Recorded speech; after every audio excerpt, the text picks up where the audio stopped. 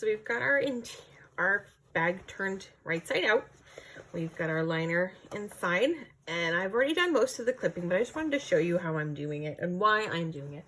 So I find because the foam is really thick that ironing doesn't always work. It's kind of a pain in the butt. So what I do is I pull the interior fabric down and then I clip. So this is one of the corners where it's straight across and it starts to dip for the curve. So I really want to make sure that that area before it starts to curve is really defined. So I'm really gonna like push that corner out, and sometimes you have to go through the opening in the lining to really just kind of help coax it out so it's really defined. There we go. So it's not like super sharp or anything, but it's just that little definition that's going to give that your bag just that little bit of extra something. Okay, so again, just making sure that all your interior fabric is on the interior and it's not curling up. So we'll go ahead and finish clipping all of that. There, so the entire bag is clipped. So I like to start my top stitching at one of the sides because then it's not out front and center for when you're wearing your purse. So I'll start right in the center, right where the seam is. And I'm going to top stitch along the entire bag. Just to give that clean, finished look. We want it to look like our bag was made by a machine, not by a human. So we get to that corner where it starts to curve. We're going to lift up our presser foot, push it back down after we rotated it just a bit to follow that curve.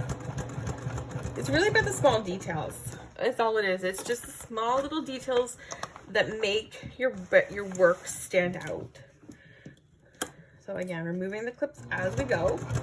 Now this part's gonna be a little thick because that's where our strap connector is, so just take your time to go over it. Your needle should handle it no problem. Again, just pressing the bag down as we go, making sure straps are moved out of the way.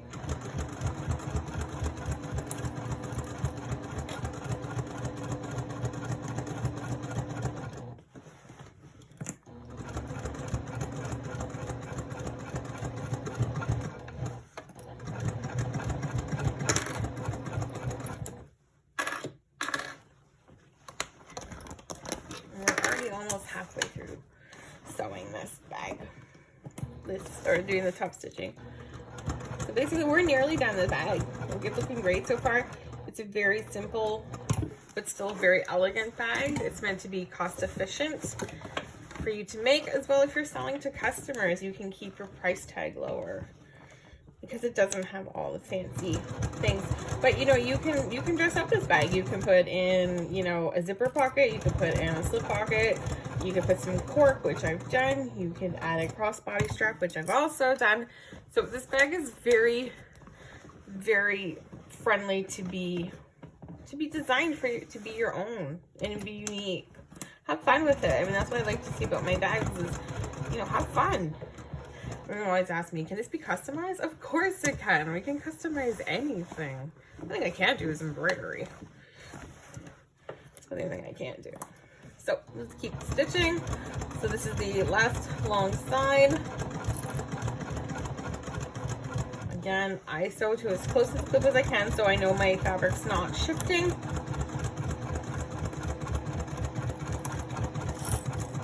I got clips everywhere now. So again, I'll just rotate my bag, squish it down so you guys can see what I'm doing. Keeping my fabric nice and flat so it's not bunching and making this top edge look wonky, because you put so much work into it and it's all my clips fall.